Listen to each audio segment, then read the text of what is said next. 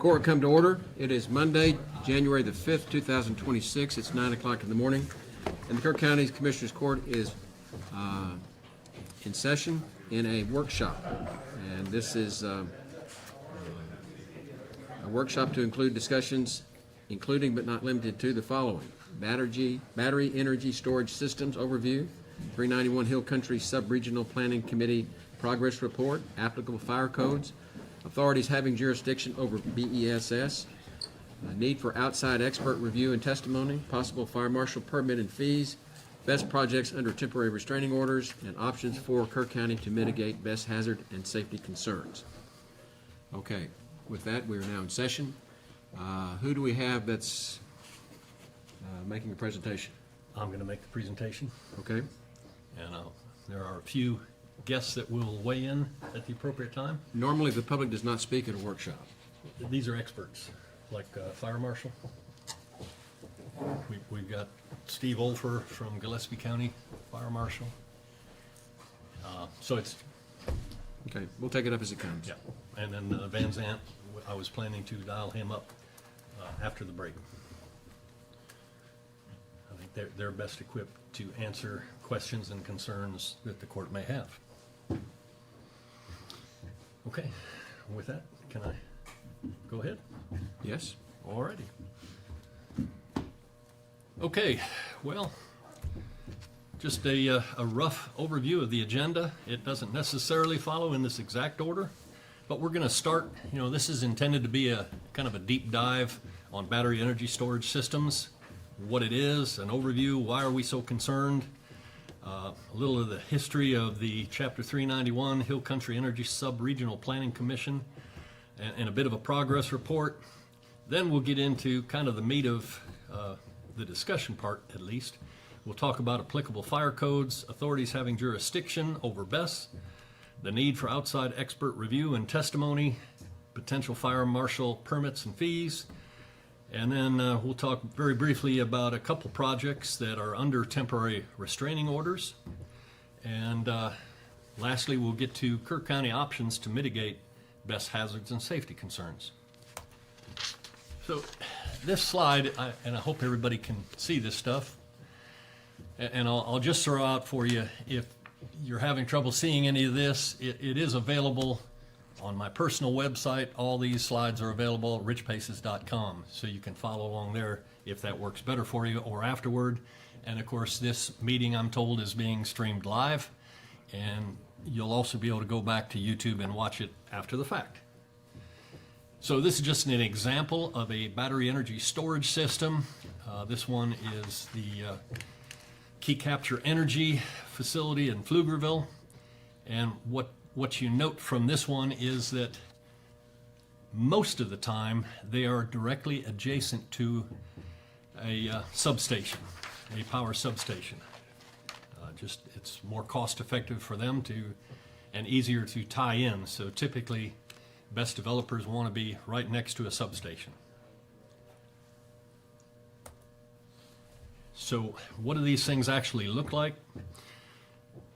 Well, it basically looks like a container with a whole bunch of small batteries inside, connected in parallel.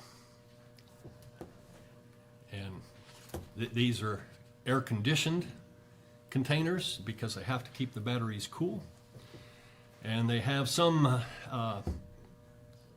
fire extinguishers and other sprinkler systems and so forth to combat a fire should one take place. Of course, I think most people, if you've looked at lithium-ion batteries, you really can't put them out with water. But the whole objective with having any kind of a fire suppression that's based on water is to cool down adjacent batteries and adjacent containers to prevent the spread of a thermal runaway fire. And of course, there's all sorts of controls in here. Sadly, most of those controls happen to be manufactured in China. All right, so this is what it looks like. This is a BESS facility that's still under construction, but you just see what appears to be a whole bunch of containers set up in parallel, adjacent to each other. They are typically in very close proximity, and you can see an electric substation in the background. So what are the concerns with battery energy storage? Lithium batteries have a history of instability and overheating, leading to thermal runaway, fires, and explosions. And the prime example is the Moss Landing BESS facility in California. In particular, here in the hill country, the concerns are that here we have the pristine hill country that's prone to frequent and severe drought and to rapidly spreading wildfires. And the fact that it's so difficult to extinguish a lithium battery fire, most developers will just tell you that their strategy is not to combat the fire, but to let it burn. And they typically just let them burn out and hope it doesn't spread. Of course, here in Kerr County, our rural volunteer firefighters lack either sufficient foam to try to smother it, and we certainly lack the water to extinguish a BESS fire. These things will go on for 4 to 5 days. And then you have the environmental impact from a BESS runaway fire, which basically give off toxic gases and contaminants that would find their way into our creeks, rivers, and precious shallow groundwater on which we all rely. So in essence, the risk far outweigh any benefit associated with BESS power stabilization. Additional concerns: there are inadequate regulations on the eventual disposal of lithium batteries. The BESS facility dramatically lowers the property value of the adjacent land, and as it says here, just ask Christopher Dyer in Mason County. He's got one 10 feet off his property line, and he has been unable to sell his property as much as he would like to. Okay, BESS is not a renewable or a new source of energy, and it has a power discharge cycle limited only a few hours, 4 at the max. So it's basically useless in any kind of prolonged power outage. In other words, Winter Storm Uri, these things wouldn't have served any useful purpose. Lithium battery components are mined and manufactured abroad, primarily benefiting foreign adversaries. Many BESS components, controllers, and circuit boards are manufactured in China, which creates major cybersecurity and grid vulnerability concerns. They're unmanned facilities, so there are no long-term local jobs. There are some during construction, but long-term there are no local jobs associated with BESS. And property taxes are basically the only economic benefit to the county for any kind of a BESS project that comes up. This is just in the background, you can see a visual of the Moss Landing fire, one of them. This is Monterey, California. Vistra Energy's 300 megawatt BESS fire on January 16th of 2025, and it burned for 5 days. It resulted in a huge plume of toxic smoke containing carbon monoxide, methane, hydrogen fluoride, hydrogen cyanide, and formaldehyde, which contaminated the soil and water in the surrounding area. And the January 25 fire led to the evacuation of 1,500 people, closure of parts of State Highway 1, and lawsuits against Vistra Energy and PG&E. Sadly, that wasn't the only fire at Moss Landing. You can see here there was a long history of fires starting back in September of 2021.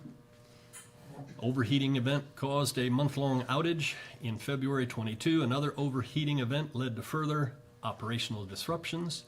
September 22, a small fire occurred in the adjacent PG&E Elkhorn battery system.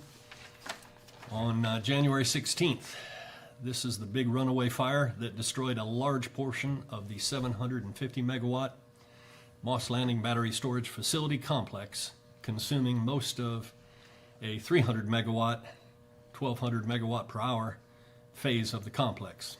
And then on February 18th, the batteries reignited. In March of 25, a fire occurred in the Moss 300 lithium-ion BESS building. And it kind of goes on. Again, you can see it, they reignite. Even in June of 2025, the batteries were reported to still be smoldering. Rich, I'll jump in just for Yeah, please. acronym's sake. PG&E, there's three major power providers in California, Pacific Gas and Electric. They've had a lot of issues with their power lines and maintenance throughout California. There's also SCE, Southern California Edison, or SDG&E, most of which you dealt with if you've lived in that state or were stationed there previously. But that's PG&E is the one that had the most problems probably in California for terms of perspective for power companies. Thank you. Great, thank you. Okay, so obviously it's not just Monterey, California. You've had best fires in South Korea. In 2018 and 19, a series of 23 fires that led to extensive investigations and safety improvements. Then in Surprise, Arizona in 2019, a thermal runaway event caused an explosion, injuring 4 firefighters. Gunwegun, you can correct me on pronouncing that. Anyway, South Korea, firefighters entered a burning BESS facility unaware of explosion risks, sparking controversy. And in April 22, Chandler, Arizona, a fire in a containerized BESS unit lasted over 10 days, requiring continuous sprinkler use and robotic intervention. Claremont, New York, a fire at a solar farm's lithium-ion battery storage facility burned for 4 days. And then in Otay Mesa, San Diego, we had another fire that you can see in the photo. So these things are all too frequent. And then was recently given some more information on New York BESS fires. This is not unique to Texas. They're trying to put these things everywhere in the U.S. So in New York, in May of 2023, Next Era Energy Resources had a fire in East Hampton, and Convergent Energy in June 23, Convergent Energy and Power, their BESS in Warwick, New York, caught fire. December 25, very recently, the Convergent Energy and Power Church Street BESS caught fire in Warwick, New York. And then there is a quote here from a person by the name of Francis Menton with the Manhattan Contrarian. It says, BESS facilities are not storing power during the day to be used at night. And that is kind of what we initially thought, that these were largely driven by solar, because solar is certainly reliably unreliable. But not really the case. They are providing artificial inertia to the grid, and they're used for frequency control and ancillary services. And of course, none of those services would be required in the absence of wind and solar power. I guess the other thing that's been reported is that some of these BESS facilities, again, they don't generate power. They actually are a net consumer. And in fact, what we're seeing and hearing is that up to 20% of the power that they take off the grid is actually consumed in keeping these things cool and operating. So hard to imagine the economics. But again, it's the federal subsidies that allow these things to happen in the first place. So BESS facilities do require proximity to the grid substations. Let me rephrase that. They prefer proximity. It just makes their installation far less costly. Otherwise, if you can imagine trying to connect in the middle of a high voltage power line, it would be a lot more expensive to replicate all the switchgear that would be required to do that. So hence they try to put them right next to a substation where all that switchgear is already in place. And this is just you want to explain this diagram, Commissioner Holt? Yes, sir. Give your voice a break for a bit. You're going to be speaking for about an hour or so. This is the best map available that you can find online. It's kind of funny almost, but I wanted to share that with you. They keep the grid kind of protected, and there's homeland security reasons for that. I understand that. But this is a 1975 map that shows just roughly where they're at. You have to do your own research, which is part of what we have done and will present today, where certain stations are that they're looking at and what other potential targets they've had within Kerr or our other counties of our 391 commission that are potential targets, basically individual substations owned by a variety of power stations or power companies, LCRA, Bandera Electric. We know where they're at, but to try to get it on the map has been challenging. So I shared that with you. But what's most important is the bottom right of it and the growth of this.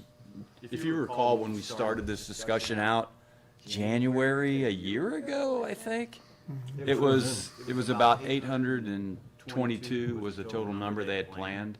And the growth and the planning of additional substations is now up to almost 1,000. Last time I checked on ERCOT, I think it was 969 or something like that. So it shows how much they plan in the future. And just by growth scale of dollars, we are a part of the larger effort. And oil and gas annually, revenue-wise, generates $26 billion. That's impressive, right? In Texas alone. Energy is $47 billion annual revenue.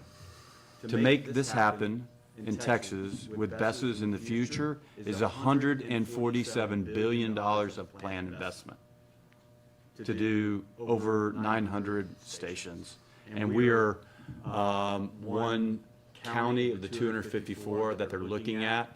And when you think in terms of money that's behind this, and that we're illuminating some of the challenges that we don't like about it, it's being up against a giant mechanism.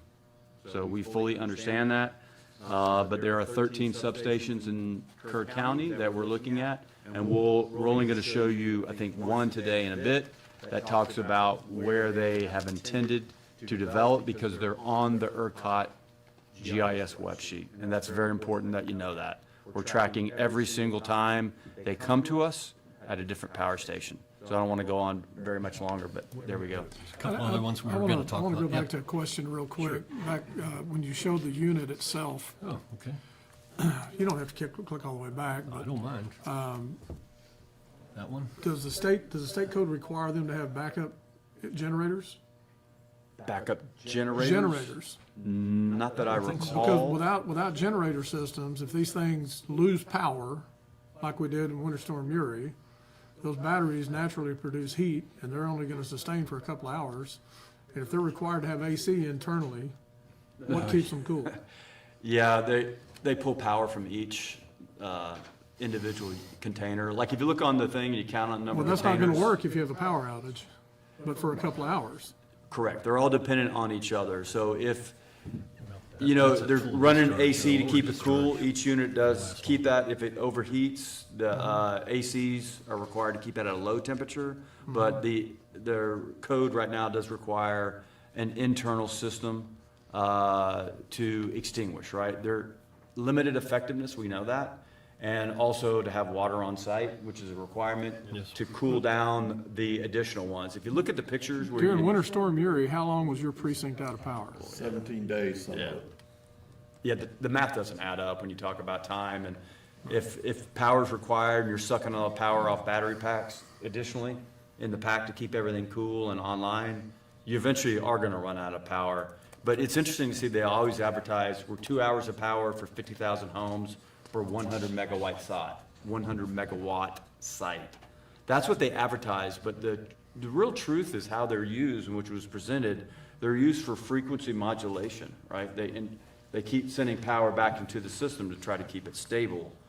So they're always being used, and that's a part of the model, right, that's being done in it. But the challenge is you can't get away from aggregation in numbers and the heat that it provides. And when you look at the pictures of the ones that are on fire, they're all really, really close together. The early models in California were stacked together, and that, from an engineering perspective, that's very problematic.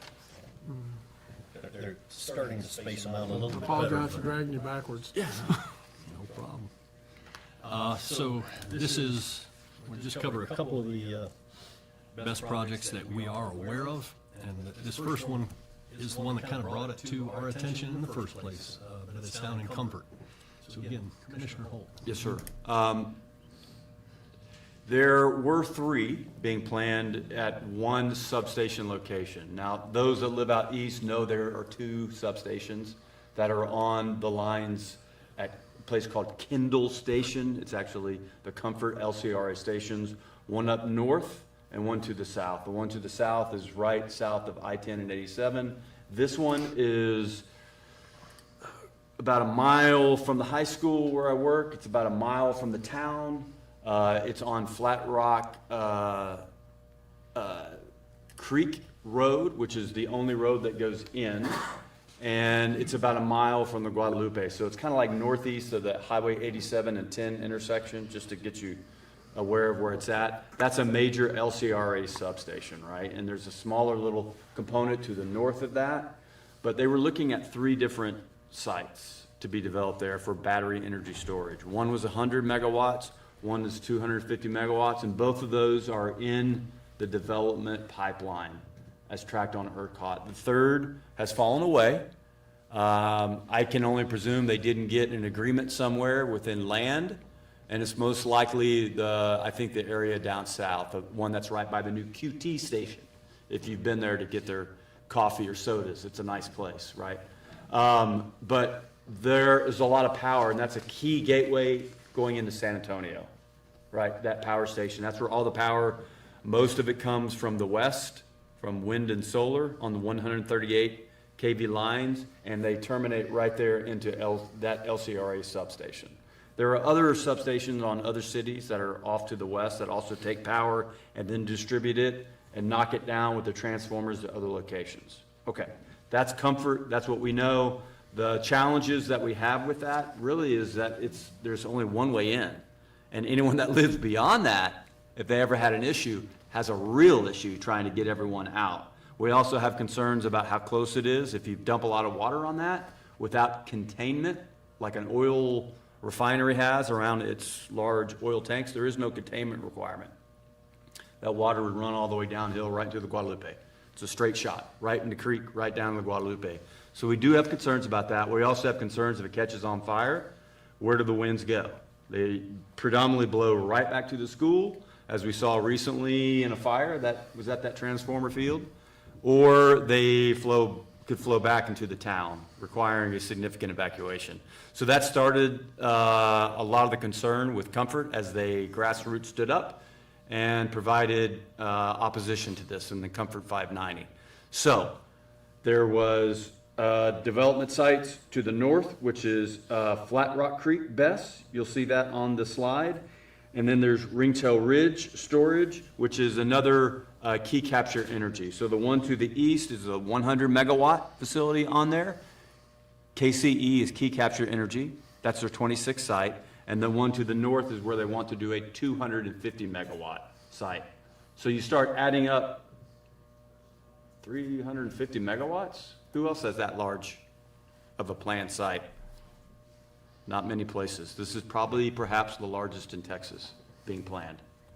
If not, probably top 3. So aggregated, it is a significant issue of investment. There we go. Thank you. The next one is the Granite Source Power, BESS. You know, we're not sure if this one's going to happen or not. There's been some discussion, but here of late, it's kind of gone cold. But this would be basically the Upper Turtle Creek substation, kind of on the corner of FM 1273 and Highway 16. So, like I say, we're not sure if that's still happening, but it's certainly a possibility. Okay, so this is now the East-West Energy BESS. This is the one in Mountain Home, adjacent to an LCRA substation. It's on Ranch Road 479 and I-10. So this one, we've actually gotten a lot of details. They submitted documents for this project because at the time they submitted the documents, they were looking for variations to the code, and then they withdrew it. But in the meantime, we have their documents that we've been able to go through. Who is we It came to the Commissioner's Court, so I guess I'm one of the we. that went through the documents? Yes, sir. Okay. Yeah. And to be honest, I've shared them with a few people. These are the ones that came to. Yeah, Commissioner's but Court what I'm over a year saying, when ago. you're saying that we've reviewed, I'm looking, or is it somebody that's qualified to review those documents? No, I mean, we don't have a contract yet. There you go. That's what I'm looking for. Sure. We're fire marshal. Well, and I'm not drawing any conclusions Right. about those documents. Right. It's just, we have had them.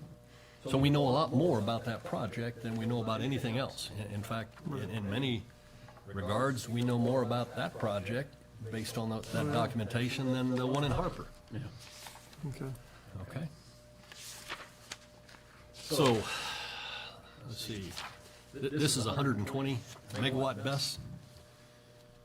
So we'll see. They haven't started clearing ground yet, but they've gone pretty far in terms of preparing their documentation at least.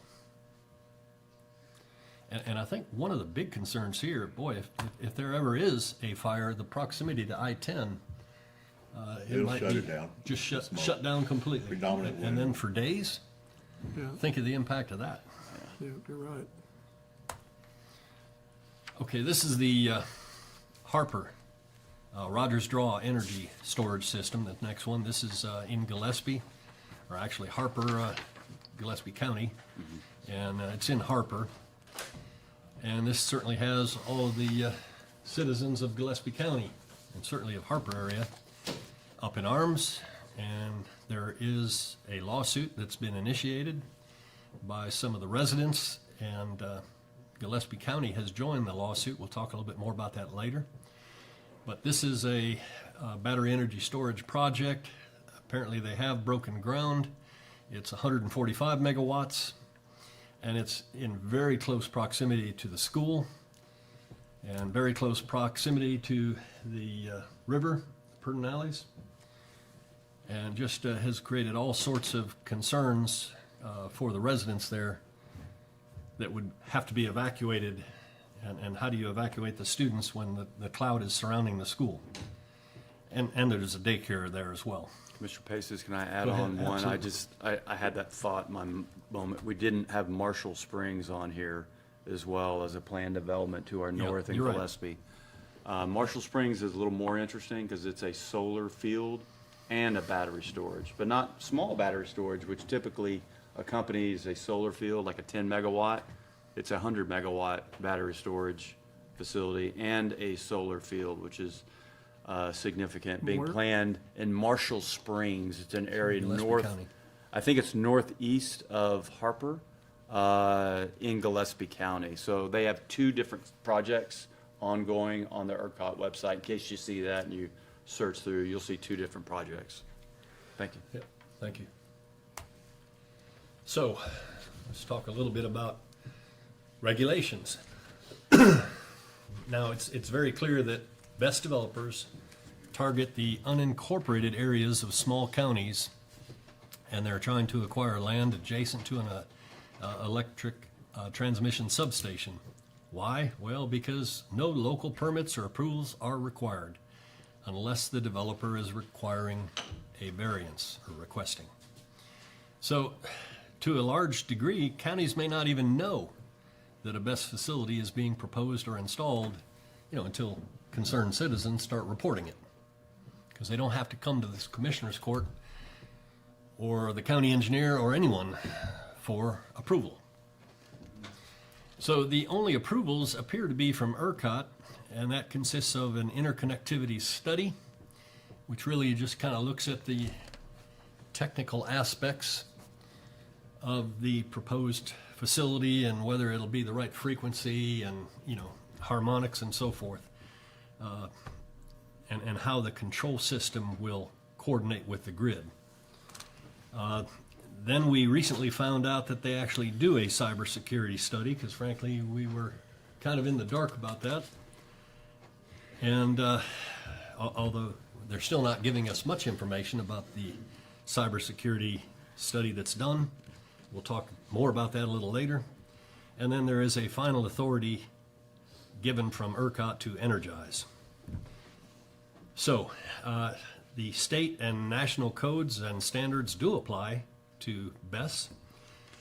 The guiding one is NFPA 1, which is the fire code, NFPA 70, which is the electrical code, NFPA 855 is actually the standard for the installation of stationary energy storage systems. And then another key one is UL 9450, which is a safety standard which ensures that inverters and batteries are tested together for electrical, mechanical, and fire safety. And frankly, this is one of the standards that has caused an awful lot of problems for BESS developers in terms of compliance and meeting the standard. Okay, so let's talk briefly, what's the root cause of battery energy storage? And here it is. It's Texas is increasingly reliant on intermittent renewable energy. And as of November 2024, according to ERCOT, this is all taken from a presentation they put on their website. Wind generation capacity was 39 gigawatts, or 25% of total generation capacity. Again, November 2024. Solar generation capacity was 10 gigawatts, or 19% of total generation capacity. And of course, both of those failed in the 2021 extreme winter storm Uri. But it's this inconsistent power from renewables that creates the need for battery energy storage and the need to stabilize the grid. And sadly, these renewables are all uneconomic without the government subsidies and tax abatements that they end up receiving. Now, the easy conclusion is that instead of unreliable wind and solar energy, Texas should expand power generation capacity using reliable fossil fuels such as natural gas or even nuclear. This is a chart that's ERCOT put out in their publication. It's on their website, Advancing Reliability 2024 State of the Grid. And here you can just see in graphic form kind of the numbers that I was just describing to you. The top curve there is thermal. So that's any kind of coal, natural gas, or nuclear. And you can see it's going up slightly, but ever so slightly. There is not a real thrust to try to increase thermal power generation in Texas. Contrary to that, if you look at the next curve, the yellow curve is for solar. And again, that's the one that's going from, what is it? Having trouble reading my own slide here. From 39 gigawatts to 70. And then wind is also going to go from 29 to 46 gigawatts. And then with battery energy storage, again, 10 gigawatts as of November 24 versus 36 gigawatts by 2029. And based on other information on ERCOT's website, that looks like it's going to be close to 1,000 of these things that gets you to that number. Just rough math, real quick to interject. It's about $1 million per megawatt when you look at storage. So if you see it like it's a $100 million site for 100 megawatts, oh, well, it keeps popping up, same number, 80, 90 for the lithium ion battery. If you see a lithium phosphate, which is what they're doing in Harper, you're going to see a price that's going to be way more, almost twice as much. It's a different technology. Some may say it's a little more stable. I think we need to see that in the future to determine that. But if you look at the bottom numbers, 168 is where we're currently at in 2024, 168,536 total megawatts. We're going to grow in 5 years with that $147 billion of investment to 235. So where's my math off? The math is in transmission path. Those new power lines are very, very expensive, and they're gonna grow from 138 kV to over 700 kV as they try to push more power from west to east. So that's the difference in cost. If you're wondering, $1 million per megawatt of storage, follow the money, look at the distribution path. Thank you. Thank you. So if you'll recall, we brought Kelly Stalder with the State Fire Marshal's Office to our Commissioners Court meeting on January 27th, so roughly a year ago, and they gave an excellent presentation on battery energy storage. And just one excerpt from one of their slides, there was a statement, "Our battery energy storage system safe?" Well, the way they put it is, well, you know, they only have about 2% malfunctions. The problem is that when you have ERCOT and Public Utilities Commission planning for more or less 1,000 of these things, and it's probably going to only grow, that equates to 20 thermal runaway fires. I mean, is even one acceptable in Texas? These things are happening all over the country.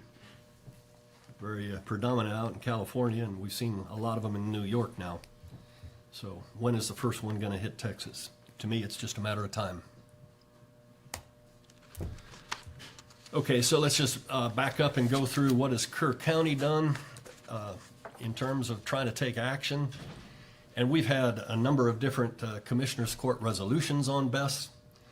The first one was back on August 26th of 2024. So we've been at this quite a while. And that was a resolution that we sent to TCEQ requesting them to deny all environmental permits for BESS facilities proposed in Kerr County.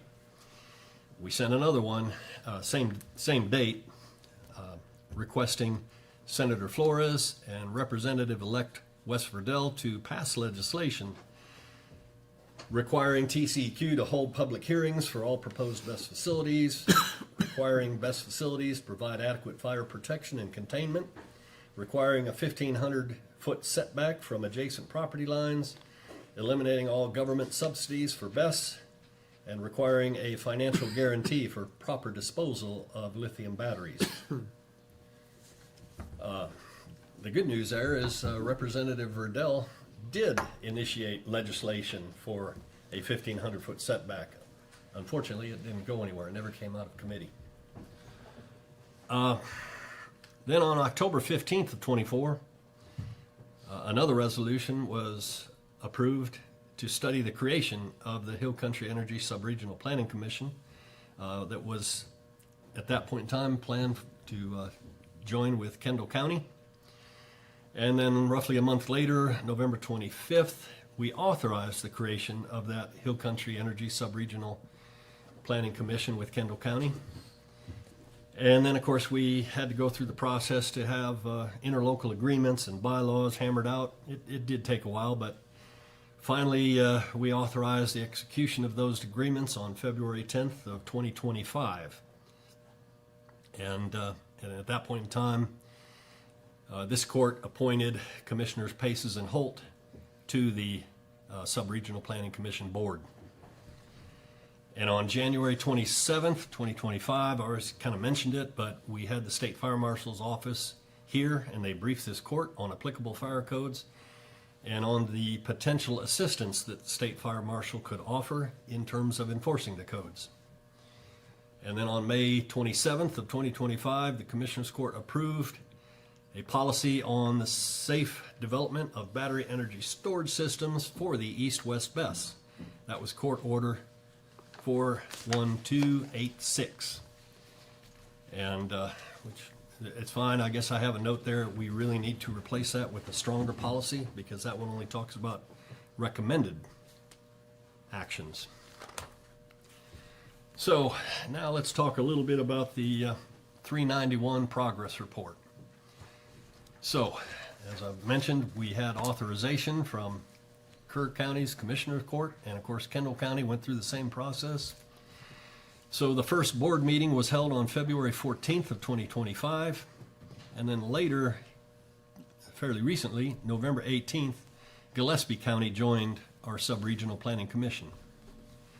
And the thing about Chapter 391 commissions, this is something that's set up under the Texas Local Government Code, Section 391.009C, and it makes it very clear. It states, in carrying out their planning and program development responsibilities, state agencies shall, to the greatest extent feasible, coordinate planning and commissions to ensure effective and orderly implementation of state programs at the regional level. So, the Hill Country Energy Subregional Planning Commission did hold a coordination meeting with TCEQ to better understand their approval process and make them aware of our concerns. And I'll just give you my perspective on that meeting. It was kind of deer in the headlights, if you will. They were pretty unaware of the concerns associated with BESS. And they took about 6 months to get back to us with the documentation and the things that we had asked them to do.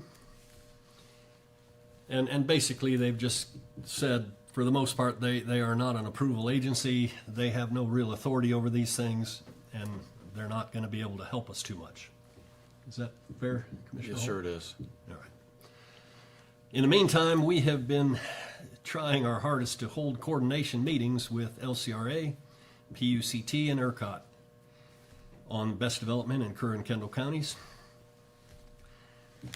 And we're also now starting to work with legislators to pass bills to regulate BESS facilities, which would then promote safety and cybersecurity and ensure responsible disposal of used batteries. So this slide just shows the current makeup of our board. And you can see here, again, myself, I'm the president. Commissioner Jennifer McCall is vice president. Commissioner Chad Carpenter from Kendall County as treasurer. We appointed Linda Bullard as the Kerr County landowner representative, and she is serving as secretary. Commissioner Holt is on the board. State Representative Wes Verdell, District 53, is a member of the board.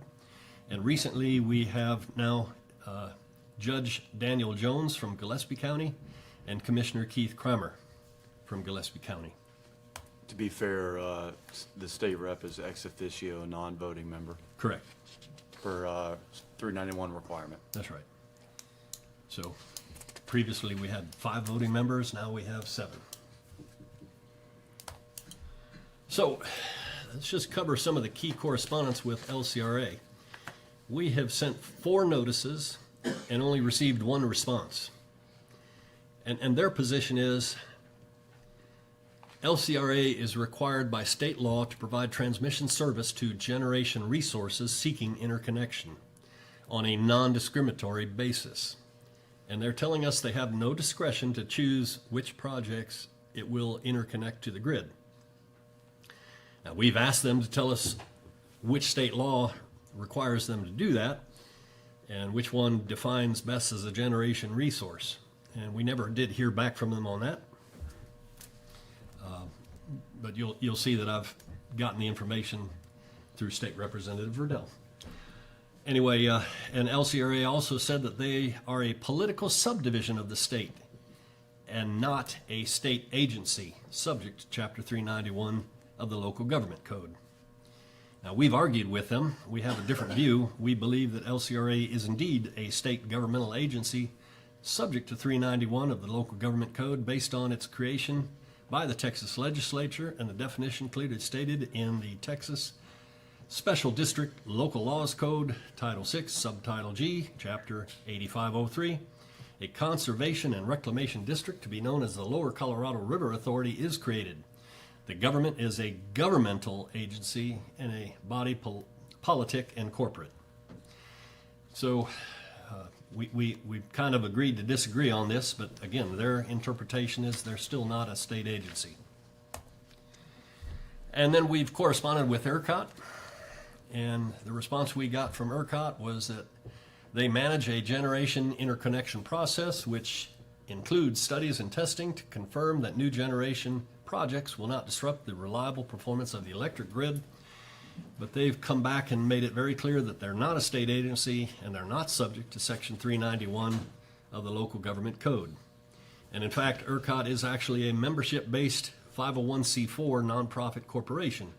They are governed by a board of directors, and they are subject to oversight by the Public Utility Commission of Texas and the Texas legislature. That's according to their website. And it brings us to PUCT. And PUCT's position is that they do not have the ability, they have admitted they're a state agency, so we finally found somebody we could coordinate with. But then they've basically stated that they do not have the ability to affect the location or type of electric generation, including batteries. And in the ERCOT region, power generation is largely deregulated. Companies do not need permission from PUCT.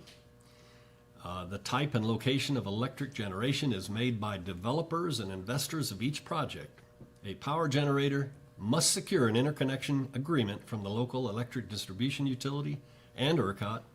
The interconnection agreement does not dictate the location or type of electric generation. And they came back and also said participation in these 391 commissions is dependent on the jurisdiction of the state agencies involved. In the situation relating to battery projects, we're not aware of any existing state programs related to battery energy storage facilities that involve PUCT administration. So they've told us that they're unable to participate as requested. And of course, we reminded them of the ERCOT information. And of course, ERCOT is subject to oversight by PUCT with ERCOT's plan for the addition of 16 megawatts of battery energy storage by 2029. In the graph that I've already shown you. And in a footnote to that graph, it states that 2029 accounts for forecasted planned projects expected to be in service between 2025 and 2029. So we've kind of used their own words against them. They're clearly planning to install all of these projects. They just don't have a plan into where they're going to be. So that's where we've kind of come to a standstill with PUCT. Like in a word, if I could just Absolutely. say, obfuscate is the word that comes to mind when I think about the largest mechanism of money in Texas is unclear. How could that be? You know, why does it take so much research to understand what's being developed and how it's developed? Are you a government agency or are you not? Do you talk? Obviously they do, because when there's that much money behind it, and we have to research so hard how this has come together in our backyard, it says to me the intention is to try to remain hidden or unclear. Sure. And that, as a taxpayer, that as an elected representative, to me is very concerning. When I don't see it's very clear and they point fingers towards each other as, oh, it's not us, it's them. And like, why on earth would you do this and not be upfront and brief people? Sure. And come to us and brief us. It's been a little reluctant for them to come together, but I'm certainly grateful for your offer or your work to clear this up. Well, and I can only imagine that the first time that there is a thermal runaway fire, they're also going to do a lot of this stuff, pointing a finger, and it's somebody else's fault, not ours, Yeah. which is pretty sad. You know, so, okay, trying to see if there's anything we really need to cover here. Clearly, PUCT should be aware of all of ERCOT's plans and the programs that they're considering in their oversight role. So again, we just find that it's very difficult to buy into their argument that they're not involved in the planning for battery energy storage systems. So because we weren't getting any kind of response out of PUCT or LCRA for that matter, we decided that we would go to their board meetings and actually give public input. So I'm not going to go through this in any kind of length, I have hard but copies for all three of you. You can watch that. Again, it's on the Hill Country Energy Sub-Regional Planning Commission website, the full discussion. I had two people with me because you're limited to 3 minutes, and I couldn't get everything said that I wanted to say in 3 minutes, so I had other people there that picked up right where I left off, and we got it done. And then, of course, we also gave them a hard copy letter that made all of our points. And in fact, one of the key points that we made was that we have made the board aware of very serious vulnerabilities and threats that BESS represent. Failure to take actions to address those concerns or to ignore your statutory responsibilities could be considered gross and willful negligence of, in particular, the duty of care as commissioners of the PUCT, for which they could be held personally liable should a thermal runaway fire or cybersecurity attack take place at any BESS facility installed in Texas and connected to our critical grid infrastructure. And as a result of that discussion, there was some interaction that they have sent Mike Hoke, who is their Director of Public Engagement, and he reached out and actually agreed and attended our Sub-Regional Planning Commission board meeting back on November 18th. Now, that was not actually a coordination planning meeting based on, an upfront agreement, but he at least did show up and answered a lot of questions. I'm not sure that he gave us any new information, but just stuck with the same line that they're not involved in the planning and not subject to 391. Let's see. Oh, and he did admit that ERCOT has not failed a single battery project due to cybersecurity concerns, despite over 300 missing attestations. And that's basically the way this has been set up for cybersecurity. The developer actually has to give a statement, a attestation, that their equipment cannot control the grid, cannot actually do anything harmful to the grid, which it is really hard to believe when these things are all remote accessed. Everything in a battery energy storage facility is done remotely, and most all of these have control boards, circuit boards. The batteries themselves, they're all made in China. And China's pretty clever about embedding modems and other equipment that if they decide to attack our nation, and Texas in particular, I have no doubt in my mind that it would be very easy to initiate a thermal runaway fire and ultimately bring down our grid. And just one point on that, we talked Please. earlier about the military. Yep.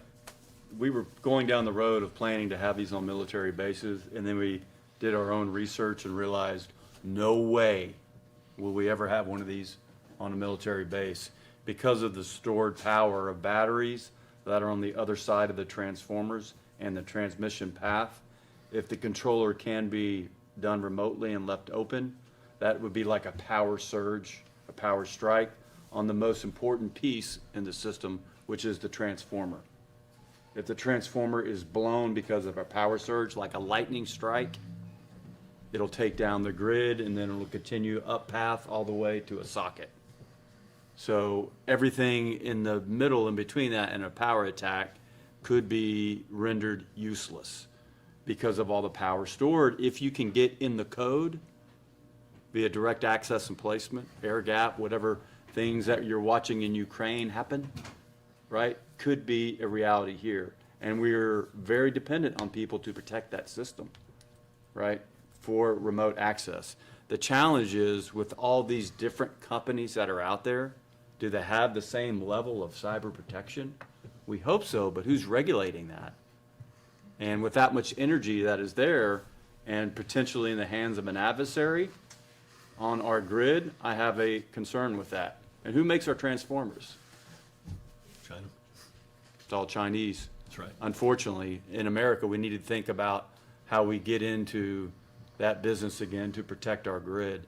So there's a serious vulnerability there Yeah. that we've seen in play on the international front, and we hope that never happens on our front. Right. Thank you. Thank you. I mean, and again, it's pretty sad that the Department of Defense, or now War, has recognized the threat and eliminated these things from all of our military bases. And here we are in Texas installing them left and right to our critical infrastructure. So we did a similar thing with public input at the December LCRA board meeting. And I had, again, some help from one of the individuals that's here today, Mrs. Berner and her husband Jeff, helped me get this done. But we had a good discussion with the Phil Wilson, who is the LCRA general manager. You know, the board isn't able to interact in a public input, but the general manager could. And so we had a healthy little debate. Again, you can view that. The full video is available on the Hill Country Energy Subregional Planning Commission website. And basically, you know, he was quite sympathetic with us. I mean, they still stand by their interpretation that LCRA is not a state agency, and they're not subject to the 391. But as I say, I think he was sympathetic with our opposition to battery energy storage, and, you know, assured us that LCRA is trying to do all they can to look at the cybersecurity aspects and ensure that they have robust equipment compliance. Now, how they do that, you know, we haven't been able to get anybody to divulge that. And unfortunately, the reality is, he himself recommended that we seek legislative assistance to strengthen local authority. And you know, that's largely been a problem. Our state legislature has kind of stripped all the authority away from our county government. And we don't have a heck of a lot of authority anymore over development of any type, including battery energy storage. So, now here is the Texas code that classifies BESS as generation assets. And it, you know, I'm not going to read through all this. This is available. Again, this is going to be on the website. But at least this is the information we'd been asking LCRA to provide. And this all came from Representative Verdell. So he is aware of this stuff. They are working on it. And we will be trying to work with Representative Verdell on some legislation that might be able to pull back on some of this. But it's all about the wholesale market, and they effectively need them to be classified as power generation to cover the transactions that are being made.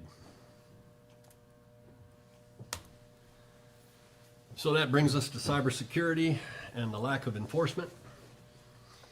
Again, BESS has cybersecurity risks. First and foremost, they're unmanned. They're all controlled remotely. Many have cattle batteries. That's a brand, and they're all made in China.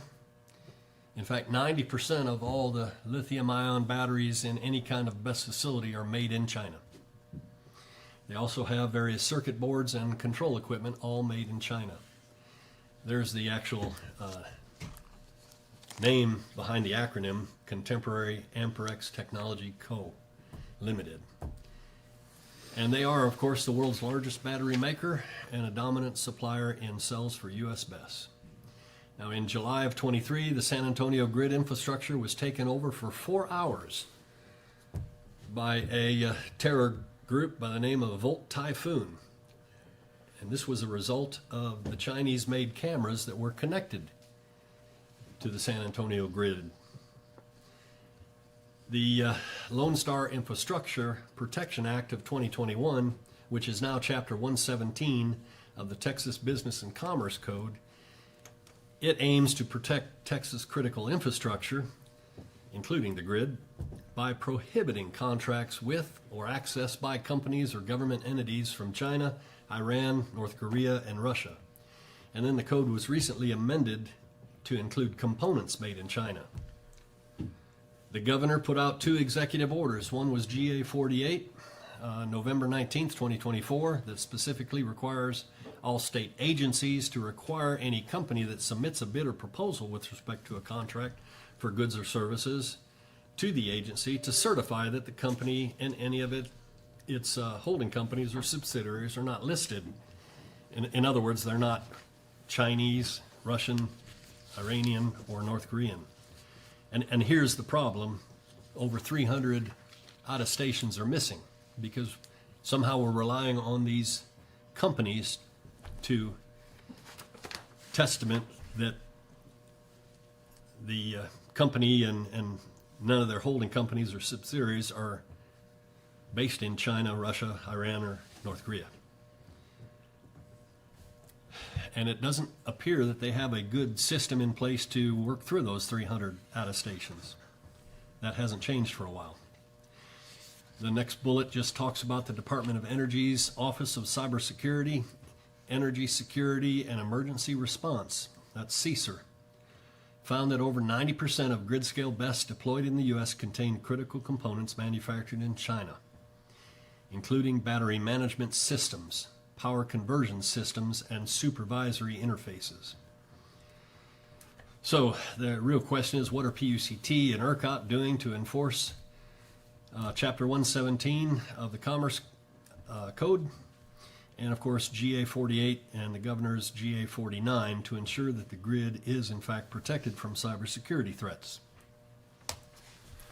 And this is fairly new, because in GA 49 it looks like the governor is putting cybersecurity under TDM. And of course we have a good association with TDM from the flood. So back at the end of October, I called Chief Nim Kidd with TDM to talk about best cybersecurity concerns and the lack of enforcement. I left a message, but he had his assistant agency director, Blair Walsh, return my call, and she committed to setting up a joint meeting between TDM, PUCT, ERCOT, LCRA, and our 391 Sub-Regional Planning Commission to discuss our concerns.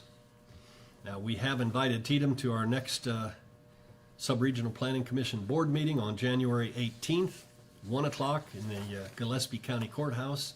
It's in their commissioner's courtroom. So I am hoping they will attend, and trying to work with their local guy to ensure that somebody does show up.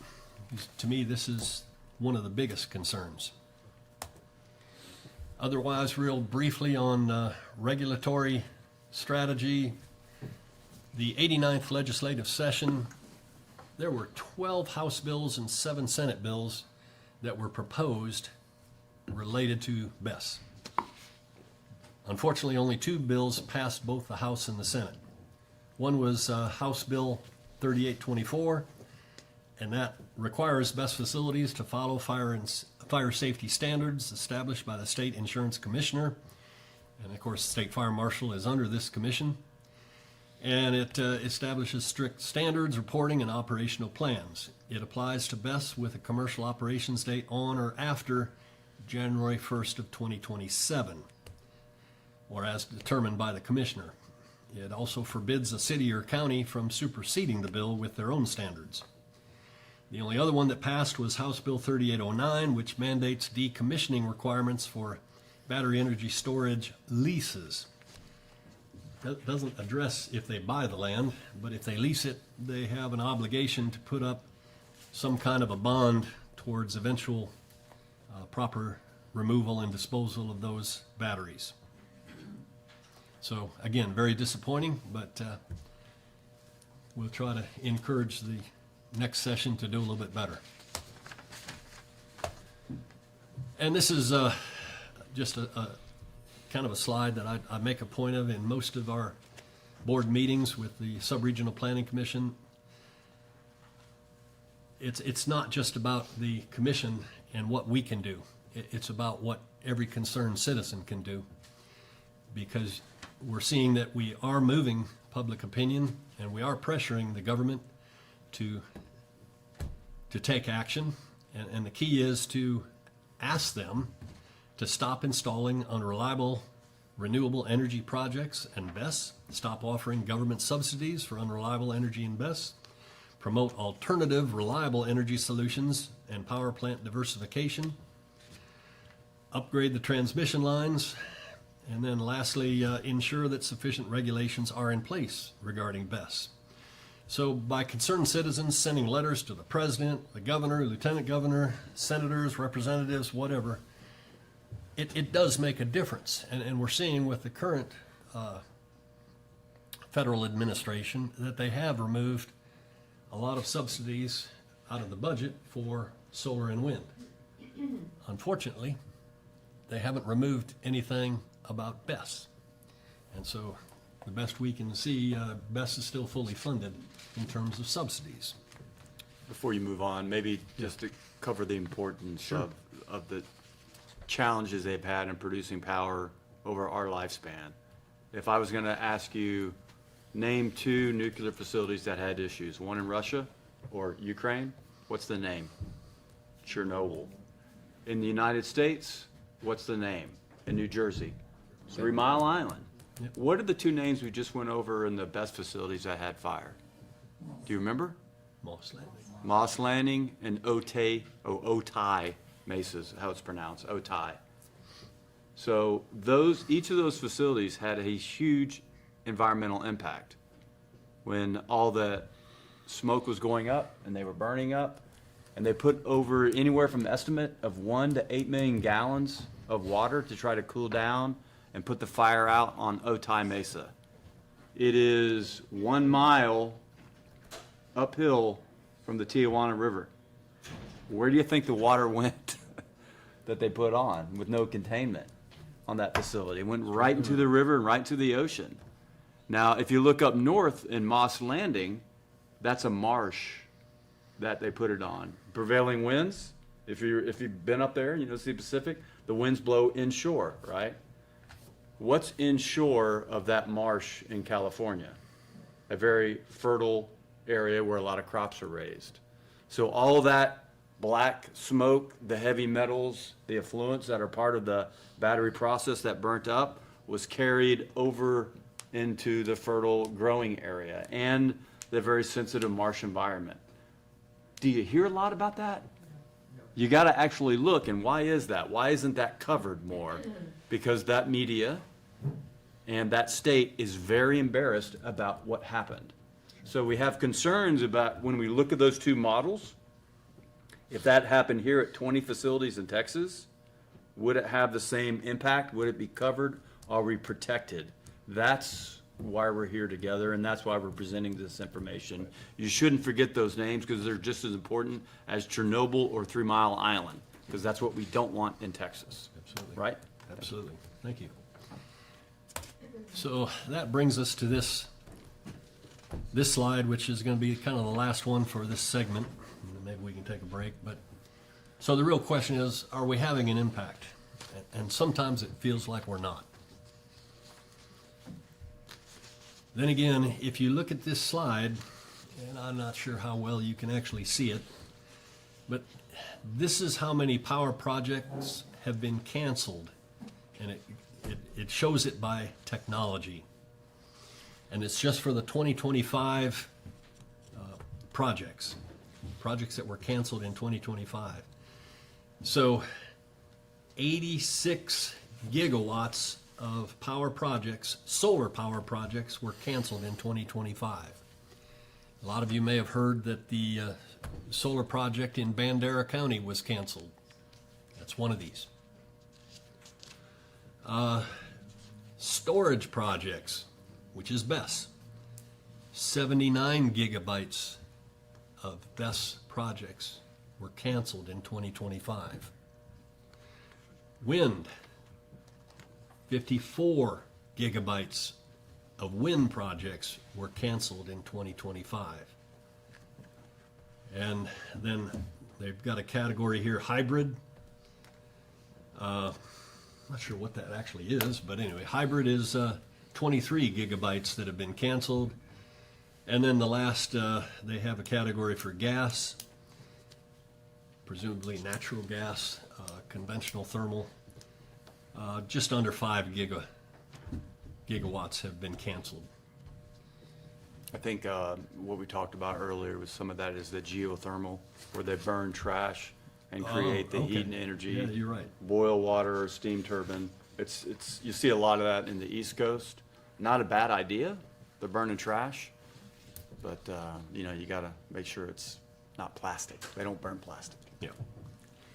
So, again, I think if nothing else, our 391 has done an outstanding job of at least making our government officials, the state legislators, a lot more aware of a problem, and we're shining a light of truth on this stuff.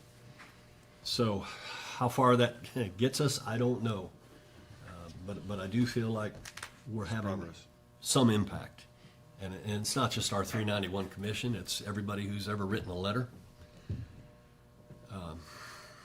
I encourage you to keep doing it. So that's kind of it for this segment. Okay, with that, Take a break? we'll take a break, be back at Great.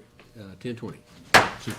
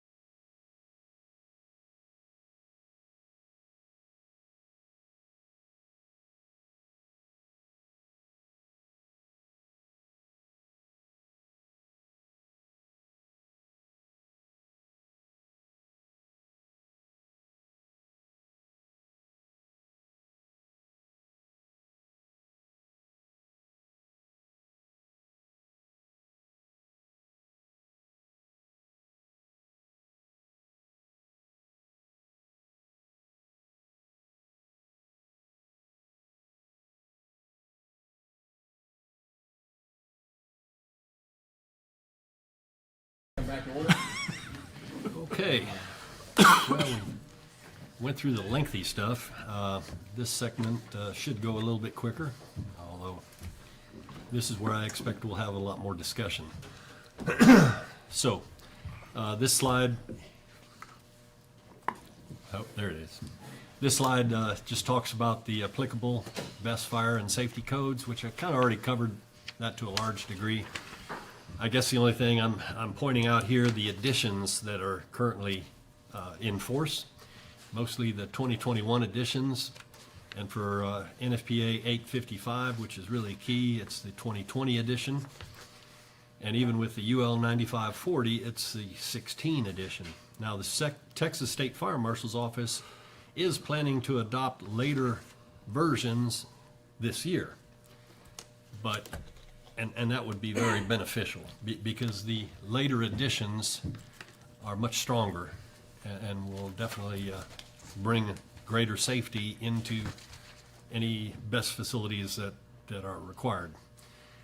But it sounds like that'll be later in the year. So, January is what they said. yeah, It didn't that's- happen yet, but Yeah, but I actually got an answer here Oh, last yeah? week that was a lot later than that. oh my gosh. Yep, so, anyway, we'll see.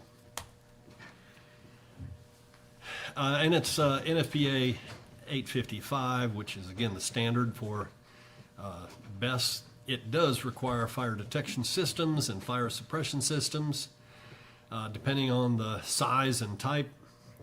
So you can see there it includes smoke detection, gas detection, temperature monitoring, fire suppression systems that can either be water-based fire sprinklers or an alternative engineered fire suppression system. And of course, the alternative is probably even more expensive, so in all reality, we are looking at the water-based fire sprinklers. And they're going to argue that fire sprinklers are not effective in putting out fires. And that's true up to a point, but the key here is to keep things as cool as possible to minimize the spread. And 855 also requires on-site firefighting water at all times. Actually, that's NFPA 1 that requires that. But and here in the hill country, you know, we don't have water available. We don't have, particularly in the rural areas, we don't have any fire hydrants. We have to bring, if you're with the volunteer fire department, we have to bring water to the fire. It's what we do, and we do it well, but even having say a 30,000 gallon tank, boy, you know, you're going to go through that in the first hour. Yeah. And then we're just going to keep Well, it was moving. my understanding that water that was there was not to fight these container fires, but the thermal runway. Yeah, keep the others cool. So Well, they it's primarily catch to on. keep other things cool. Correct, yeah, that's what, yeah. Because the reality is, we can't put the fire out with water. Right. It will burn until it goes out on its own. Right. In theory, if you had enough foam, you might be able to smother it. I don't think anybody's successfully done that yet, and there's no way that we have enough foam. So, the main requirement of the firefighting water is to keep the surrounding containers cool. Right. And then this is just talking about inspection and testing. So there are regular inspections and maintenance programs required. And the activities include, but are not limited to, inspection of battery enclosures for damage, corrosion, or leaks, inspecting wiring and connections for wear, fraying, or corrosion, et cetera, et cetera. So NFPA 855 is thorough and comprehensive, but the latest edition is far better. So we'll hope that the state fire marshal takes action quickly to adopt the later versions. So let's talk a little bit about authorities having jurisdiction. And right now, it is the county commissioner's court that has authority over battery energy storage systems.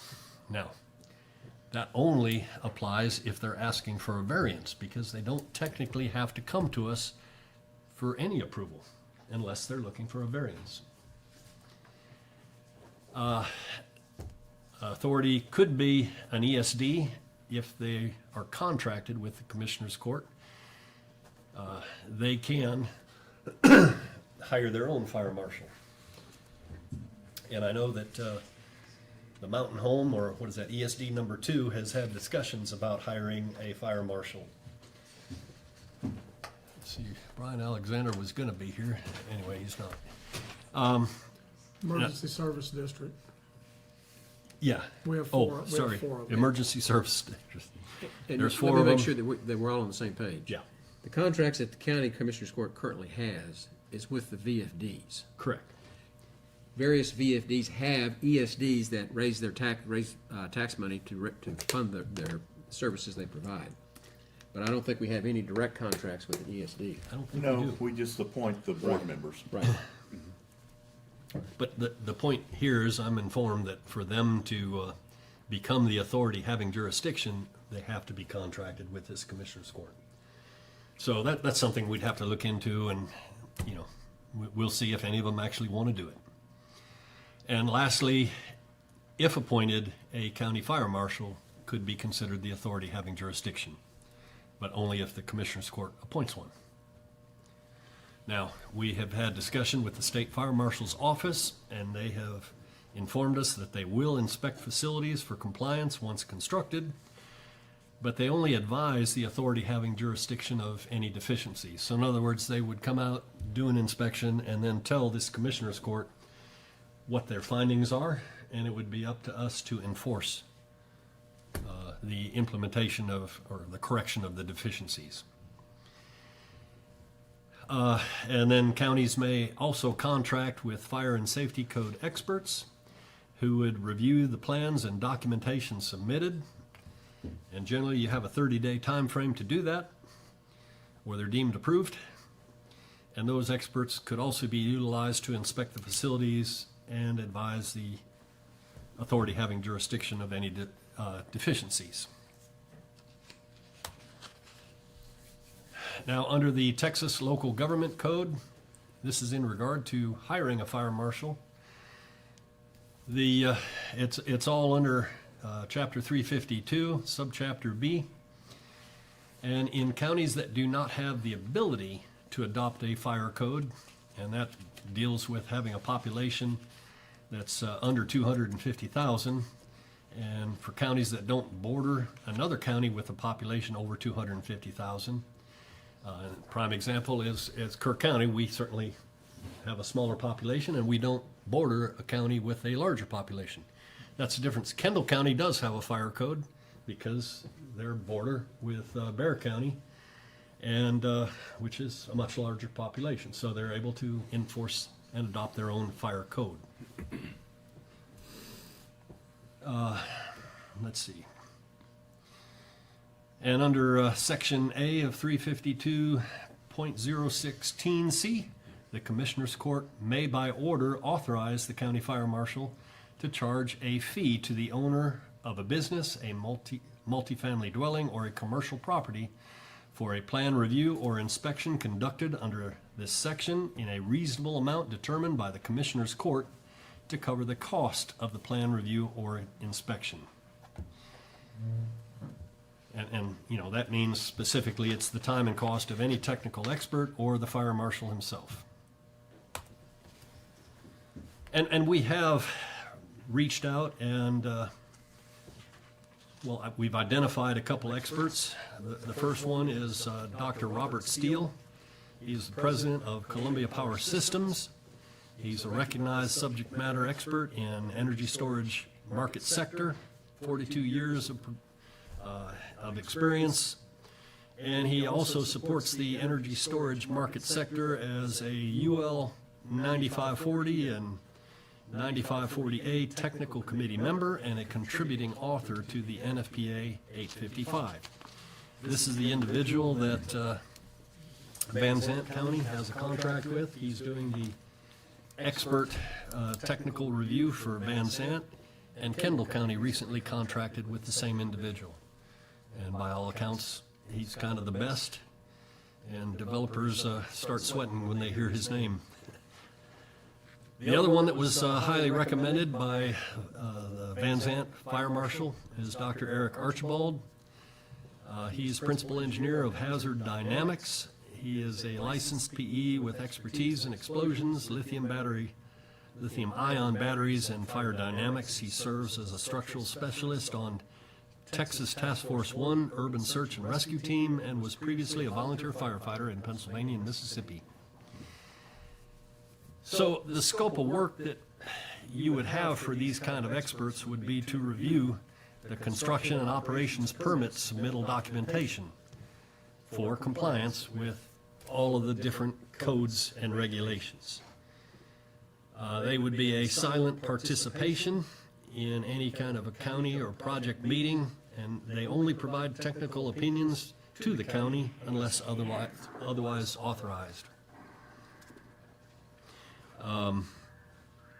They have no direct interaction with the applicants without our county authorization, and the consultant does not act on behalf of the county but provides recommendations for mitigation. Commissioner Paces? Yes, sir. We want to make sure that our caller here is on mute. I think it, It is. Yeah. okay, good. They was making some noises. Yeah. It grabbed- Kevin, would you just make sure your phone is on mute, please? Okay. You know, it's interesting when you think outside experts, this is obviously a complex problem, Yes. right? All the codes, the challenges of the states, the different agencies. There comes a time when you have to realize you kind of need help and expert review. We do it often with legal. I mean, we have to outsource a Hang lot on. of legal help because we don't have that subject matter expertise when you have to review over very complex problems. Now, we all understand this is a very, very complex problem where we're understanding where we have authority, but also understanding where we need help. So now that we've illuminated the challenge, you will see us go with some subject matter experts to discuss how you do authority and then how you do expert review, which is frankly, even though you're a professional engineer and very bright, it's Thank you. a little bit more than our ability to understand because we don't have the experience in that. So Yep. we're asking for help. Okay, so just so the public is aware, I have on the phone Van Zant County Fire Marshal Kevin Palmer. Kevin is truly an expert, not necessarily a technical expert in all the codes, but he's an expert because they've been fighting against a battery energy storage system and trying to do everything they can to ensure that if it's going to happen, it's as safe as possible. And they have had a temporary restraining order against the best developer.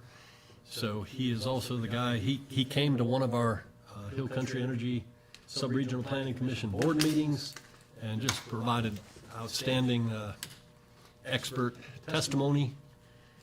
And I've been picking his brain ever since. So Kevin, did you have something you wanted to weigh in on there?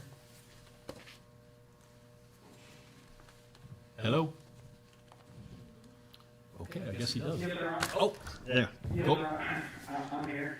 Yeah, I kind of came in, the audio kind of picked up halfway through this conversation. I didn't have anything to say at this point, sir. Okay, good. I'm going to put you back on mute then. Okay, so let's go on to the next page. And that brings us, You need to take it off of mute and ask him to mute his phone. Kevin, can you mute your phone? We're just picking up a little background noise. Hopefully he did. So, what are the county fire marshal duties? Again, this is per the local government code, Title 11, Chapter 352. County fire marshal shall investigate the cause, origin, and circumstances of fires that occur within the county, but outside municipalities that destroy, damage, property, or cause injury. And then the county fire marshal shall determine whether a fire was the result of negligent or intentional conduct. And the Commissioners Court would adopt rules and procedures for determining which fires warrant investigation. So what's important to understand here, though, is the county fire marshal shall inspect a structure for fire or fire or life safety hazards if called on to do so. And then they would use any nationally recognized code or standard adopted by the state, which we've already covered all the codes and standards. Further, the county fire marshal shall, if required, and may. Yeah, go ahead. Yeah, so whenever you mute me, I can't hear y'all's conversation either. Just need you to. mute Oh, yours. okay, then just you mute yours, I'm sorry. Yes, sir. Okay. Great. Okay, so then the county fire marshal shall, if required, and may, if requested, review the plans of a business, single-family residence, multifamily dwelling, or commercial property for fire or life safety hazards. And the Commissioners Court may, by order, authorize the county fire marshal to charge a fee to the owner of a business, multifamily dwelling, or commercial property for a plan review or inspection conducted under this section in a reasonable amount determined by the Commissioners Court to cover the cost of the plan review or inspection. And I'm told that these funds can only go towards the county fire marshal or any outside expert that is hired for review of the plans. So, you know, we have had some discussion in prior Commissioner Court meetings about concerns with hiring a fire marshal.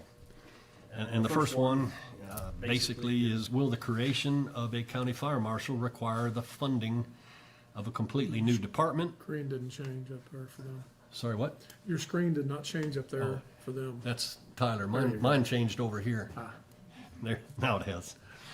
All right, so will the creation of a county fire marshal require the funding of a completely new department in order to fulfill its duties and obligations? And the answer that I've provided here is no. In fact, many counties have only a single county fire marshal, and some work only part-time at the direction of their county commissioners, or commissioners court. The next one is, will the county fire marshal have to start inspections of all county properties to ensure compliance?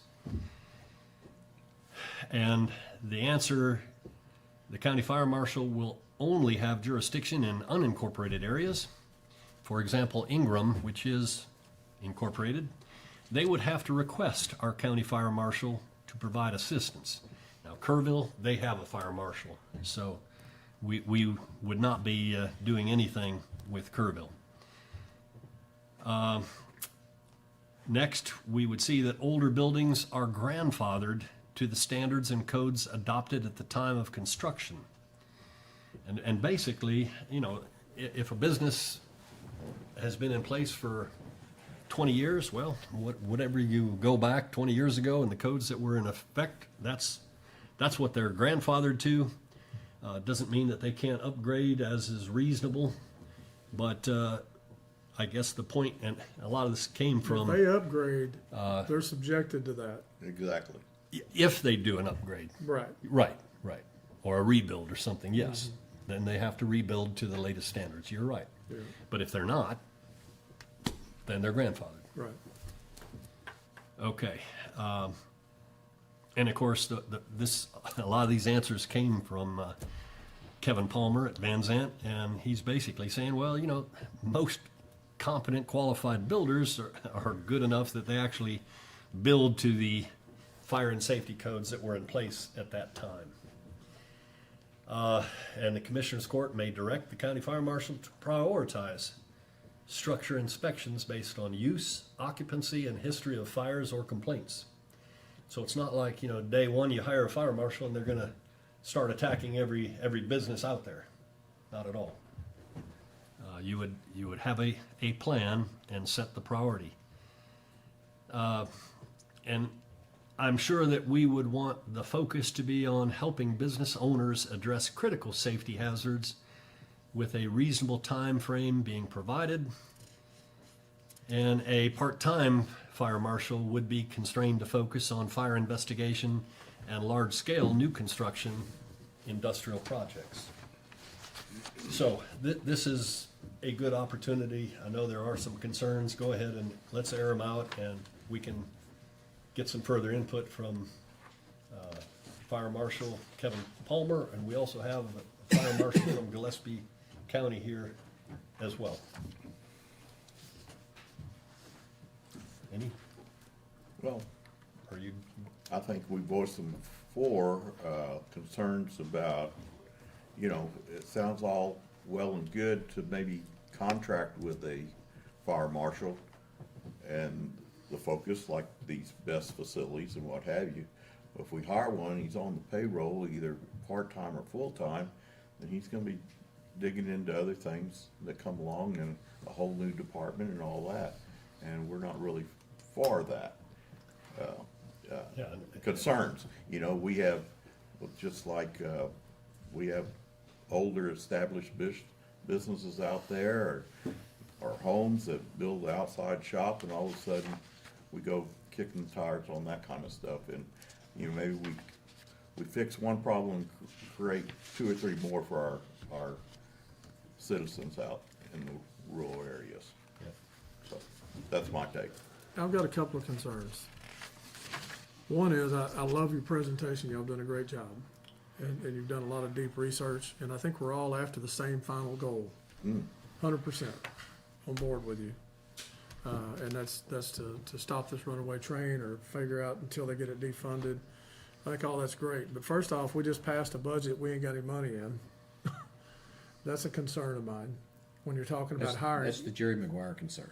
Right. Show me the money. Yeah, that we don't have the funding to do what you're talking about doing, but we still have to do something, and I get that, 100%. We got to do something here, and so I would still like to stop and say, if we're the authority having jurisdiction, could we amend that resolution that you brought up before to say that they are required to submit plans to the AHJ, which would be this commissioner's court, because right now we don't have anybody to turn them into.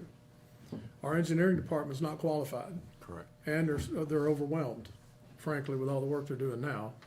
So could we, and this might be a Heather and Steve question, could we have ourselves, because we are the authority having jurisdiction, amend that to where they have to turn it into us, and can we get a contract with your other guy that you were talking about over here for plan review?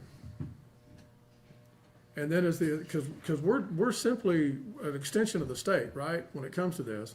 So if we pay and have a contract without anybody, no fire marshals, anything involved here, can we get a contract with this firm that goes in, does a plan review, and then as a state representative here, we can say you do not meet up to these requirements and stop it and bypass the fire marshal? Yep. Look, I mean, that's Heather or Steve, I don't know if that makes sense. well, The question makes sense. what I've looked at is you could. I don't have a specific answer, and maybe Steve does right now. I don't know if the resolution, especially considering what the House Bill 3824 prohibiting certain regulation by counties and cities, I don't know if the resolution would be as strong or hefty as you want it to be in that question, but we can certainly have a look if you have more to add. Yeah, all I'm wanting them to do is be required to submit to the authority some kind of plans, right? And May I if say we something can, about that, sir? in just a second, yes, sir. But once we get that in our hands, if we have a contract with Mr. Steele to do a plan review and we find violations, at that point, then we are that authority having jurisdiction. We can, at that point, then invoke the state fire marshal's office, because they are there for us, and they have said plainly, if we find violations, they will address them. And at that point, then if we needed to legally to invoke a stop work order or whatever we got to do, we'd have the standing to do that, correct? I think so, but I think we have to answer the other questions first. Correct, yeah. Yeah. I'd like to hear, if we could, from our experts that Sure. are dealing with this in other counties. Okay, Kevin, go ahead. Yes, sir. So to answer your question, you don't really need to pass a resolution because it's already in Texas Government Code Chapter 352. The Commissioner's Court is the authority having jurisdiction. And by that, through purview, there were, the codes that Commissioner Pace has put up in FPA 1, 101, the company has to submit all of those required documents to the authority having jurisdiction. So it's already there. The thing is that most of these companies, especially if they're coming from out of state, they don't know Texas government code. So you're going to have to inform them. So the short answer to your question is you don't need a resolution because it's already in the Texas government code. So it would just need to be a formal letter from the commissioner's court to this company. And what I would do is I would just designate like one of your commissioners and probably your DA as the point of contact. So whenever you send this formal written letter to this company, just, you know, let them know that you're going to hold them to the state standard, and that all documents shall be submitted to this person and this person. So with what I stated a minute ago, it's Kevin, correct? Yes, sir. And I'm Commissioner Jones. I haven't met you yet. I wasn't allowed to be on the other meeting because it wasn't posted, so I didn't get to meet you. But Yes, sir. so the pathway I'm looking at, does that make sense to you? Yes, sir. That is a viable option. Okay. And the only thing I was going to add on that, Tom, is yes, I 100% agree. We could do exactly what you're talking about, but without a fire marshal, we can't have a permit and fee schedule and get reimbursed for all this, because it's the code. Once you have the fire marshal that allows Yeah, you there's to a lot have of a permit difference fee though. schedule. That's two different conversations, because when you're looking Sure. at a You fine said, and fee "Show me the money." schedule, well, I know, but there's not going to be guaranteed money for anything until we find violations and they have to address them. Right. And so when you're talking about imposing fines and fees, that's a whole different conversation. When you start trying to sap them with that, now, you know, I don't know that we can recover, but from the expert, Mr. Steele, would be the only investment we would have That's in right. it at this point. And you're talking about that investment, whether we have a part-time or full-time fire marshal anyway. Because that fire marshal is not gonna be qualified to do that inspection over those plans, a plan review. Right. I would say probably it's most important to understand what's the trigger point to hire help. Correct. When they submit plans, we're on the clock. Yeah. 30 days That's right. to review. So But the you don't whole get to start point, imposing fees to pay for that at that point either. Well, you could. Once you have a fee schedule, then basically they have to pay up front. Time out. Are we talking about Yes. fees for the inspection or fees for the violations? The permit. yeah, It's a permit fee. So when they submit application to us, Right. we need to have it reviewed. That's right. That's a pass-through cost that goes to the developer? Well, it's not really a If you pass-through. have Their a permit fee. would go towards covering it. So we establish a permit fee and then we charge the permit fee. Yes, sir. And you can't establish a permit fee without hiring somebody. without a fire Without a marshal. fire marshal. Whether, in our recommendation, you'll see Is is that a correct, Heather? You're looking like you're contracted, confused. part-time fire marshal. And I think the trigger point, like I said, is if this happens and we're submitted this paperwork, we're on the clock. Where is that? I'm sorry to interrupt you, but can you tell me what clock that is? Yeah, I was here, we looked at it a minute ago. Yeah, they had it in You have there. 30 days. Now, where in the code it talks about that, Yeah. I'm not real that familiar. I would have to ask some of our, Kevin, People listening. Is that the in. right Can you assumption? mute your can you address, microphone when you where does that 30-day clock come from? talk? The microphone, some people I have believe texted, that's also in they the can't hear Texas you when Government you Code, talk. Chapter 352. If it's not in 352, it'll be in 233. Okay. Well, I'm looking at 352.016. Well, I didn't put the whole thing there, though. It says to cover the cost of the plan review or inspection. Yeah, but it doesn't talk, Yeah, she's so asking it'll about be- the it'll be 30 day. 352. Right. And for some clarification. The 30 days right here. Yeah. You don't have to have a fire marshal to have a I fee just don't schedule. have where it came from. Because it's the commissioner's court, the Texas Government Code gives the authority to the commissioner's court to pass the fee schedule. Okay. So, Well, I know like the examples that I sent you and that you had, those are all counties that have fire marshals. And so, y'all's can be really drawn down, and include, just basic plan review and permitting process. And, that's where you would get your costs from for hiring outside experts on basically developments that you deem necessary that are gonna need that review and plans process that are above your engineer's scope of, education or knowledge. And so, yeah, you don't have to have a fire marshal because it's the commissioner's court fee schedule. I make suggestions, but at the end, the Texas Government Code clearly gives that to the commissioner's court.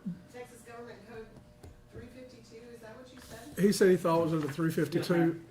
Yeah, but Heather, when we charge fees through engineering for plan review and stuff, correct? Say that again, I'm sorry. Do we charge fees through engineering for plan review? We have, What gives us that authority? permitting fee. Because that would be the same authority, I Something would in the think. local government code.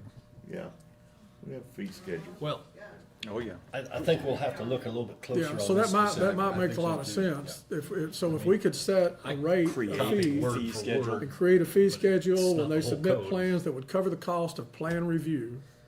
And it But you would says put that under the engineering court? commissioners. No, court no, no, by no. order I'm just saying, is that where the authorize authority the comes fire from? marshal to charge a fee. We'll have one. Fire marshal. Right, I know, right. so can we do it on our own? I don't know. So if we can do that and I'm create a willing- plan and that's fee the information I schedule, Yes, I agree. once they So I'm happy to submit do that plans, If we can. then that would cover the cost and we should be in good shape. Well, that's. That's the value of a workshop is Absolutely. discovering. I mean, that's what we need to determine then. If we can have our own fee schedule, great. I'm with you 100%. Right. If we go back, because on this slide, I took an excerpt from Title 11 of Chapter 352, and it's very clear. It says, Commissioners Court by order may authorize the county fire marshal to charge a fee to the owner of Fire plan marshal. review. We don't have the fire marshal Yeah, yet. that We have- makes We have a sense. contractor, an engineer. But we do charge fees for other plans that are Well, submitted, and so we I'm have not the saying that- authority somewhere. Maybe so. That has to be researched a little bit better. Yeah, we absolutely have that authority because we already do that in other areas. I don't. One of the things that's scaring me right now is 30 days. It would be very easy to overpower our capabilities. With malevolent intent, of course, but I mean, it could be overpowered to where we're not responsive within 30 days. What's the consequence of that? Well, It goes forward. Just like anything else in county. Well, it's nobody subject- wants that to happen, right? yeah. No. But as I understand it, and particularly that's why you get these experts, these guys are good. And they can turn around something in a relatively short period of time that will at least tell you that there are deficiencies and identify one or two, and that doesn't mean that the review is complete. But as long as they've given you some ammunition that you can basically reject the documents. I'm not sure, what's it called, Kevin, when you decline their application? Decline. Yeah, it's just a rejection slash decline letter. Yeah. Because if you don't action those items within 30 days, the government code is very clear. It says by default, they become approved. Right. So, I mean, you And can the, kind of keep that thing The county moving. requirement to require a permit is 352.117. Thank you. That's very helpful. And Kevin, if we find deficiencies, and this is Don Harris, Commissioner, if we find just deficiencies and we can, throw up a speed bump there to make them satisfy the concerns, does the clock start over from that point? When they, Yes, sir. So if you get a document, say you get the hazard mitigation analysis, you receive that document, you review it, you reject that document, that clock is gone. Whenever they resubmit it, that 30-day clock starts back over. okay. There's your stop right there. Yeah. And the fact that they have to submit, knowing that we're gonna be paying a professional to review it, will stop any unnecessary filings. Just, I'm not so sure about that. No? Well, I mean, obviously, if you get a rejection, it stops the clock and you restart. I got that. right. But what happens if you get overpowered at the front end of this thing? We saw what the developer lobby did to us in Austin. oh, yeah. They completely overpowered us with this 10-plus acre stuff. Completely overpowered us. Right. And so they can work in a unified fashion. And I don't know, at this point, we're talking about BESS, but we're really talking about overall fire codes. This would apply to everything, all kinds of stuff, not just the best stuff. And what happens when we get a whole lot of requests for these inspections, for these approvals? And we get behind, and then we own them. So I'd like a real nuts and bolts explanation of how we do this and make it work. Yeah, I Yes, think sir. you have to Can I give you a prioritize. specific example? Sure. All right, so with this battery energy storage system, there's tons of documents that you have to review, and they're very lengthy, and they're very detailed, and they take a lot of time. I mean, just some of the UL 9540 reports that you have to review, those could take one person a couple weeks to actually really go through.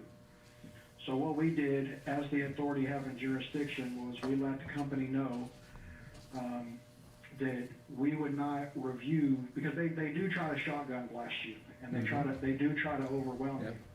But you as the county still has the authority to regulate that process.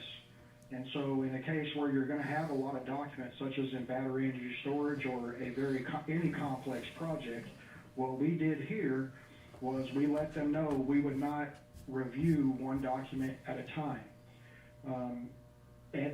So they set up a SharePoint where they would upload documents, and whenever they were actually ready for us to review a certain document, they had to send us a letter that that document was ready for review.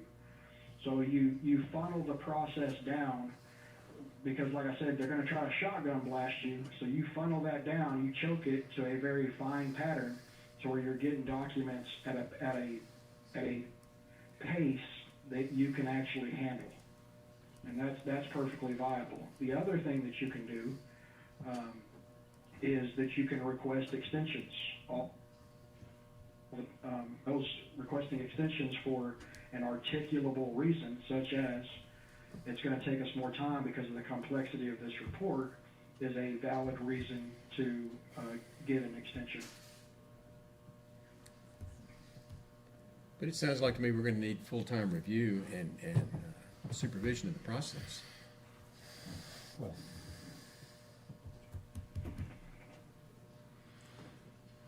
I mean, I'm not saying this can't be done. I'm just trying to figure out, somebody give me the roadmap how to make this thing work. yeah. Well, But that is the benefit of having a fire marshal. Right? And again, I'm not here to No, we- grandstand about you need a fire marshal. But No, Mr. I Palmer, wanna we clear understand up- that. We understand that. We really do. Yeah. I just want to clear up any misconceptions. So the private owner building a barn on his private property, I have no authority to go inspect that. The government code is for it. What I have the requirement to inspect is commercial properties, businesses, and 4 or more family dwellings. So private residents building a private shop on his private property, it would be illegal for me to go on his property and inspect that for fire code violations. And from my experience since coming to Van Zandt County, when I go inspect businesses, I've had zero issues and 0 complaints from the businesses of people who actually live, work in Van Zandt County. They want to be safe for their place. The only times I've had issues are from out of companies from another country or people that live in Dallas that don't live here. Those are the places that I have issues with. The people that are actually invested in Van Zandt County, and I think they'll find the same thing, actually live, work, and have skin in the game in Kerr County, they want to be safe. And just because I go inspect a business, and I'm very upfront, I was like, there's going to be a list, and the list is probably going to be long. But what we'll do is at the end, we have a conclusion meeting, and I look at every violation. And I know violation is a hard word, but not all violations are created equal. So I categorize them between egregious, medium hazard, and low hazard. So, for example, what I would consider a low hazard is if I have a business that doesn't have the red fire lane parking. I've given businesses a year to get that going because it's going to cost them, $6,000 and they're a small business. So I said, as part of my process, I just document that I'm giving them 1 year to correct that. So I am not And most fire marshals, we're not here to shut businesses down. We're just here to make all businesses as safe as possible, because you're inviting the general public, your citizens, into this place. And we just want to make it as safe as possible. And the majority of businesses in Van Zandt County, because the low occupancy rating, it's exxons and fire extinguishers. So you're not talking about sprinkler systems on a lot of things. You're not talking redesigns. It's the most basic of things. Make sure your fire extinguisher is up to date, and make sure your exit signs work. It's really simple. Kevin, And just working. what's the population of Van Zandt County? It's about 60,000. Okay, that's it. Very, very, very consistent with Kerr County. Yes, sir. And you're also But involved that's in where you- schools as well, I assume, for inspections that are in the county? Oh, for sure, 100%. And the schools are no issues either, because when they have, when they subcontract or contract work to come in, these contractors, if the legitimate contractors, they know the fire code just as well as I do. So when they build them with fire Sure. code. Yeah. There may be one or two adjustments, but I'm there working with them, and that's it. To businesses in Van Zandt County, I've issued 0 fines, 0. That doesn't mean I haven't had a lot of violations, but I work with them to correct those violations, because the end result is compliance and safety. So my end result is not to collect money and fine people and shut businesses down. That's not my end result. And you're correct, you're gonna need an outside expert, because if you ever get to the point like we did, where you file a temporary restraining order, me as the county fire marshal, from a district court judge, I'm gonna be viewed as prejudiced. So that's where the third party comes in and helps me with that. But I still have a lot of other business going on, and so you were talking about, who can give you the roadmap. The fire marshal, a good fire marshal that knows his stuff, can give you the roadmap for all that. And just to give you another example on a permit fee, so before they submit any documents, the permit fee has to be turned in with the permit application and the permit fee. So our permit fee for our battery energy storage site was over $50,000, because it's based off the value of the project. And with all of these permit fees, I can't charge more than what the Commissioner's Court has set, but I do have the authority to reduce permit fees and fines, and not, just like a police officer does. Just because they pull you over for speeding, they can give you a warning. Doesn't mean you have to give them a ticket. So it's based off the totality of the circumstances. Yeah, we're kind of unique right now in Kerr County, because as everybody in the state and nation's aware of, we just went through a pretty rough time, and us adding something to our budget that we have not prepared for is almost out of the question until if we can find another route. And that's the reason I'm struggling, trying to figure out, can we do this a different direction that is at no cost to this county? And it sounds like we might can. It sounds like we might can incorporate a fee, maybe. We'll get our county attorney to follow through with all that and find out what we can and can't do there. And if we can do that and hire an expert for plan review, it might be a very workable thing for us without having to put on a new employee. Yeah. I'll just point out that Kendall County's permit and fee schedule is pretty comparable to Van Zandt's. So the same 90 megawatt BESS facility that Van Zandt got 55,000 for from a BESS developer. It would be, I think, 53,000, excuse me, in Kendall. So very, very comparable. And what I've disclosed in the presentation is just the big project stuff. I've got the detailed permit fee schedules, because, there's a lot of little stuff. Underground fire protection system review is $250. Fuel dispensing facility inspection and registration renewal is $100. So, there's a lot of little things. And I We'll can need share all that, because Yeah, step but- one for us really is I to have just, a for this resolution. presentation, I just and an wanted to agenda. focus on the big stuff. Yeah, is to pass that. Step one is Sure. our county has to Yeah, to have me, a the permit benefit fee of the schedule. resolution is, even though we have the authority without it, the benefit is that we have passed it, and it's there, Yes. it's incumbent upon them to come to us. I agree. I think we should put a resolution in place.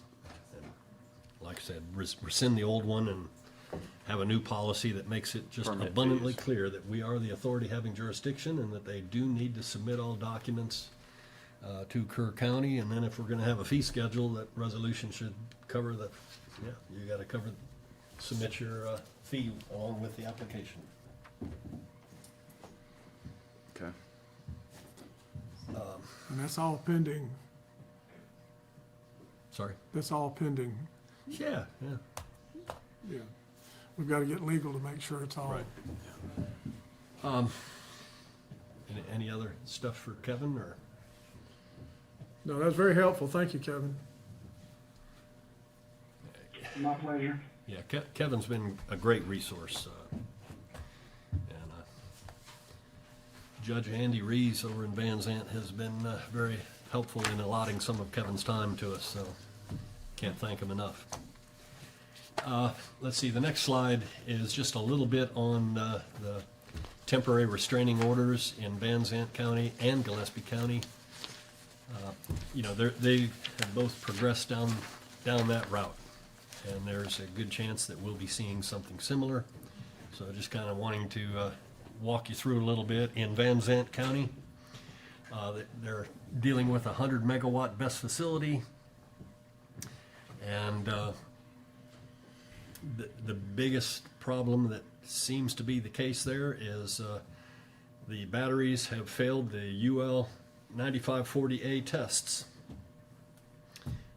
They failed the thermal runaway and flammable gases categories. So Van Zant County sent an injunction that prohibits the developer from even delivering lithium-ion batteries to any site in Van Zant County until such time as the county fire marshal or the court determines that all applicable codes and standards have been met. And I'm understanding that they got some new documents in December that are under review, and I guess that's all we can say about that at this stage. In Gillespie County, there is this 145 megawatt BESS facility in Harper that's 1,000 foot from the K through 12 school and daycare, and in also close proximity to the Pedernales River. And it's considered a public health and safety nuisance. So the neighboring residents are the plaintiffs in a case. They have filed a restraining injunction back in September, on the 5th of September, against the Rogers Draw Energy Storage LLC, which is owned by Peregrine Energy. And they also filed a restraining injunction against the construction firm Cactus Construction.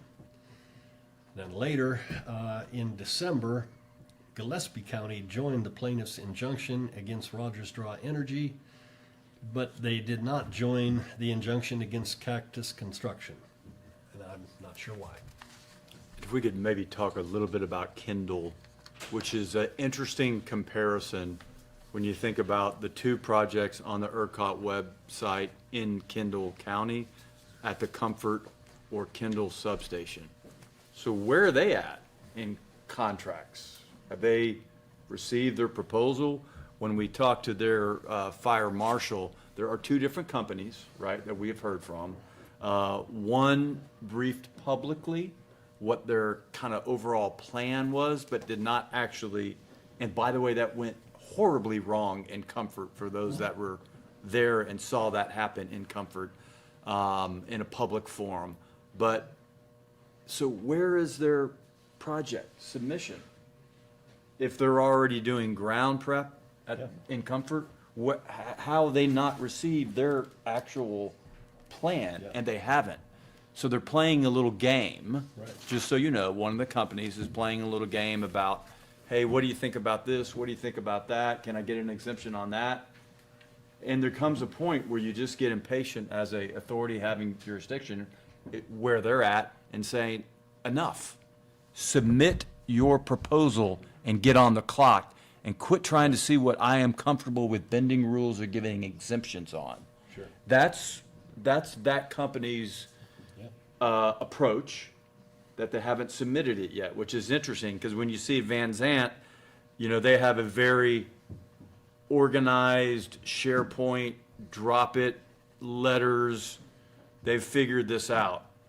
Us out here, we're learning from those that have done that to say, this is how you organize once you actually do submit. So if you're wondering why Kindle's not on there on TROs, because they actually have not received their official projects, the 2 projects, for clarification. And again, Kendall County has a fire marshal permit and fee schedule, and they also have a development schedule They do.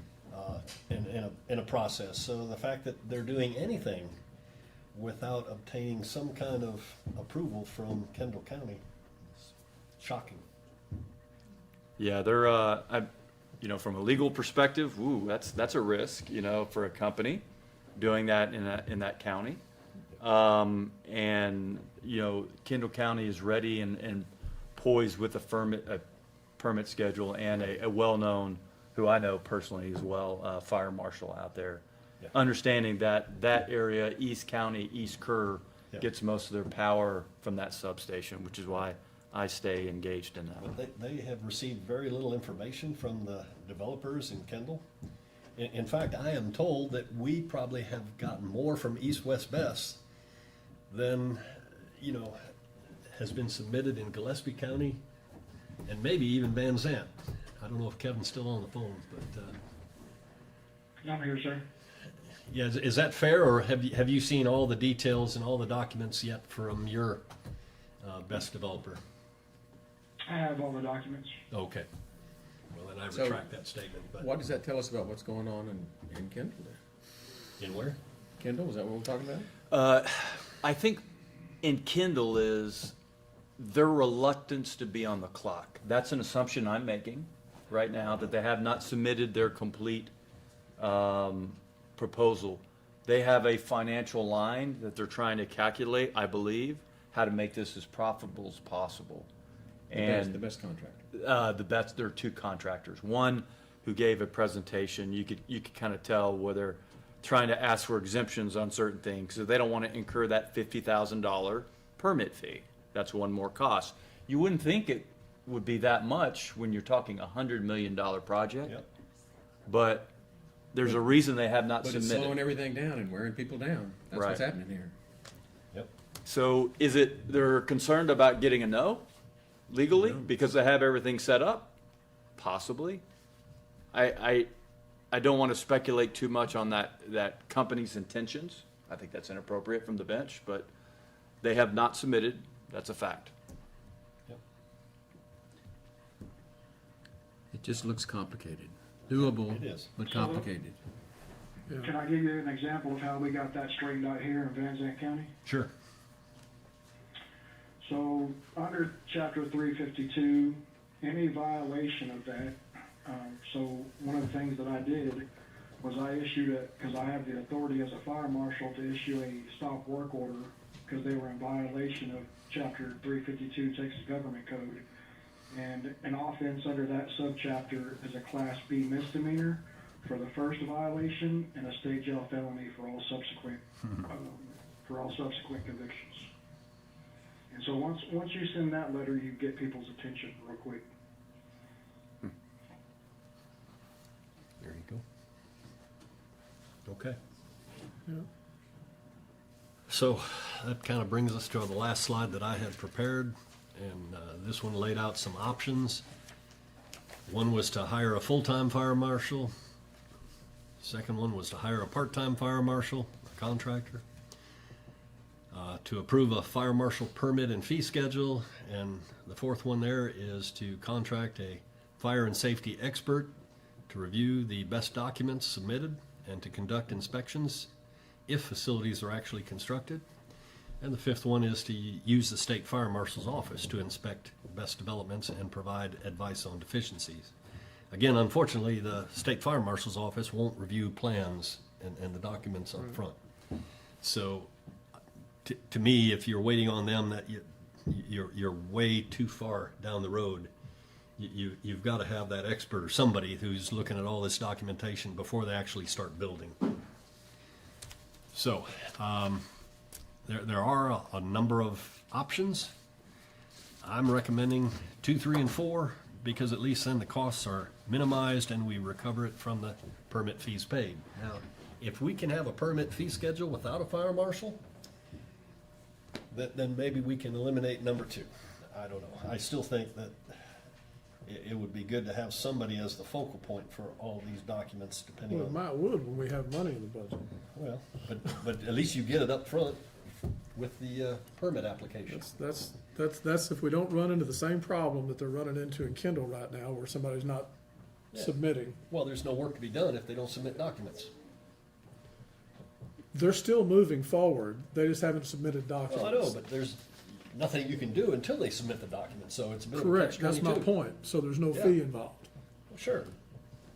But until you see the documents, you can't do a darn thing to stop them anyway. Well, I think, this has been very insightful. I Excellent commend job. y'all for putting this together, presenting it. I think even y'all learned some things. Sure.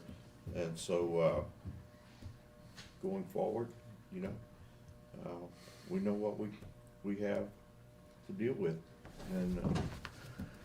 And I agree. I think, if we can do it without hiring a fire marshal, I think we're in good shape. And that's something that was pointed out there. I don't disagree with you at all. I just think that the most confident position we can take is to hire that full-time fire marshal. We're gonna need somebody to stay on top of all of this. We don't have any excess manpower in this courthouse to do this. We've gotta bring somebody in from the outside, and we gotta pay them to do it, or they're gonna drop the ball. I'm just saying, I think it's doable, but it's gonna cost some money. I agree with you. Yeah, it does, Judge, and I'm by nature cheap. Yes, you are. I am, I admit it. Your wife told I me. got thrift shop boots on right now, again, but I don't wanna read all this I don't believe I stuff. shared that. That's all right. I don't wanna read all this stuff, and I don't have the expertise and experience, I know. frankly, and I know when I'm outclassed by language. And this is a very complex problem that I think we're gonna be at that trigger point soon, and I think my recommendation is 3, 2, 4 on this, that it gets on our agendas in the future and we vote on this as a court. Right. Because We I think can't we do do anything need to take today. action. No, No, we we can't. No, sir. But I do believe in that particular order, 3, 2, 4, as far as our action and our strategy forward. Right. And I would stock to still pursue what we can do without a fire marshal today, because you're looking at one best facility right now. Right. I agree you can get slammed, and you do need people, and at some point need this. I'm not disagreeing with the strategy at all. I'm looking at what we can and can't do. We can always add one, you know. If you do that up front, then you're stuck. Yeah, because right now you've got one that you'd need plan review for, Yeah. right? So, We have several questions that y'all have asked and some that we're talking about between us that we'll get together and get y'all some answers. Good. yeah, it may all be resolved with your answer. It might be we have no choice but go with what you're saying up here. If so, that's where it is. Well, and if I could just contribute here, Mr. Palmer, I'm impressed with the organization that you have and the way that you're doing this. I just think it's going to cost a little bit more money than what we have prepared to pay right now. Yes, sir, I But understand that. I commend your efforts, though. But that's, you know, many counties across the state have reached out to this county for help. And we do give them help over the phone, but we only have so much time. Sure. But Kerr County was unique because of the disaster that y'all had. So that's why Judge Andy Reese gave me the authority to help y'all out as much as I can. And we truly appreciate And I will it. continue to do, and I will continue to do that. So Commissioner Paces has good contact information for me. Any questions that he ever has, anything that I can do to help Kerr County. Judge Reese, the Commissioner's Court, our DA Tonda Curry, who I always recommend when someone calls me, if it's a judge, I will give them my bullet points, but I will forward them to Judge Andy Reese. If a district attorney calls me, I will give them my bullet points, but I will refer them to Tonda Curry, because you each have a different piece of the pie and a different role that you play.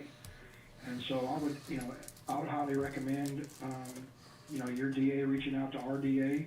Our temporary restraining order is on our website. It's over 200 pages that she wrote. So we all have a different part to play. Very good. All right. Well, can't thank you enough once again, Kevin. Kevin's an amazing guy. I do have his cell phone, and he answers it at 8 o'clock at night even, so, or on weekends. I'm pretty impressed. Again, Mr. Palmer, thank you very much. Yes, sir. I'm gonna drop off the line unless y'all have anything else for me. No, Thank you. that's it. Thank you. Y'all have a great day. You too. He refers to the DA because they have criminal I, Yeah. I knew our that. county You knew attorney. that. Yeah. and we all speak different dialects. Yeah. Everybody's set up a little bit different, but, I mean, that's all I have for this workshop presentation. Okay. But obviously, we'll look at putting a couple items on the agenda for next week. Okay. Anything else for the agenda, for the workshop? I don't think so. There being none, we stand adjourned. I got 10 minutes to get